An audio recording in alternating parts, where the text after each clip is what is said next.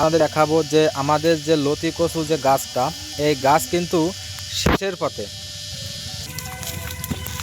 পথে বলতে কি আমাদের প্রত্যেকটা গাছে কিন্তু ফুল এসে গেছে। আর এই ফুল আসা গাছে আমাদের কি পরিমাণ লতি ছেড়েছে তা আপনারা নিজে চোখেই দেখুন। এই যে এই একটা গাছে কিন্তু ফুল এসে গেছে, আমরা ফুলের ডেগোটা ভেঙে দিছি। দেওয়ার পরে প্রত্যেকটা গাছে দেখতে পাচ্ছেন আমরা গোড়াতে কিন্তু ফুল আসা যে ডেগোগুলো এগুলো কিন্তু ভেঙে দেয়া।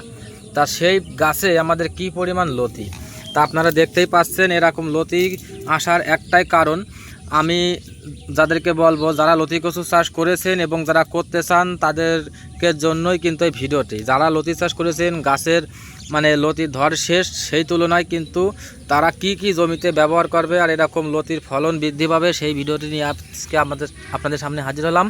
কারণ এই একটা গাছের আমি দেখাচ্ছি আপনাকে, এই গাছটা কিন্তু দেখেন ফুলে গেছে। তা এর গাছের গোড়ায় কিন্তু লতি কিন্তু চমৎকার লতি, এই দেখেন প্রচুর পরিমাণ কিন্তু লতি। তো এই লতিতে আমরা যে জিবরেলিক অ্যাসিড যে ভিটামিন এবং কি যে বড়ি যে এক ধরনের ট্যাবলেট কিংবা বাড়ন্ত পাতা আছে, এই সমস্ত কিন্তু ব্যবহার করতে হবে প্রচুর পরিমাণ ব্যবহার করার কারণে কিন্তু এই লতিগুলো কিন্তু যেখানে যা লতির গিরিয়াঘাটটা যা আছে সব কিছু একবারে টেনে বেরোয় যাবে। এটা আছে যশোরের লতিরাজ বাড়ি অনজাতের লতি। তা আপনারা দেখেন যে ভিতরে সমস্ত জায়গায় কিন্তু জমি থেকে লতি। তা এরকম লতি বানাতে চাইলে আমাদের স্ক্রিনে দেওয়া নম্বরে যোগাযোগ করবেন। আর এবং যারা লতি কচু চাষ করতে চান তারা অবশ্যই আমাদের স্ক্রিনে দেওয়া নম্বরে যোগাযোগ করে লতি কচুর চারা অর্ডার করতে পারেন। তা এমনই এই যে জিবরেলিক অ্যাসিড যে ভিটামিন, এই ভিটামিনগুলো দিলে এই যে আপনারা দেখতে পাচ্ছেন যে এই একটা লতি, এই একটা লাম্বা লতি দেখেন এর গিরের থেকে কিন্তু আরও লতি ছেড়েছে। আর যে সেকন্ড লতিগুলো সেটাও আমি আপনাকে দেখাই। এই একটা লতি এখান থেকে আমরা কাটবো, তারপরে কিন্তু আরও দুটো লতি কিন্তু বেরোবে।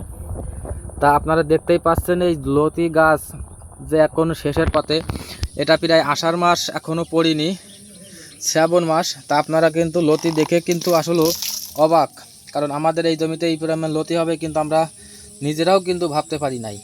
আসলে এটা আছে জিবরেলিক অ্যাসিড ভিটামিন এবং কি কচু গাছের লাস্ট শেষ বয়সে কিন্তু এইসব সমস্ত কিছু ব্যবহার করার কারণে কিন্তু আমাদের এরকম লতি ফলন বৃদ্ধি হয়েছে।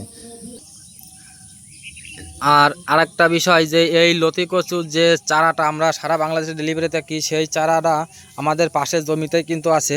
আমরা এই চারাটাই কিন্তু ডেলিভারি দিয়ে থাকি এবং কি এই জমিতে আমরা কিন্তু চারা আবার হয়ে যাবে, আমরা এই চারা যা আমরা সারা বাংলাদেশে ডেলিভারি দিয়ে থাকি। এই যে দেখতেই পাচ্ছেন যে এক এক গাছে কি পরিমাণ লতি।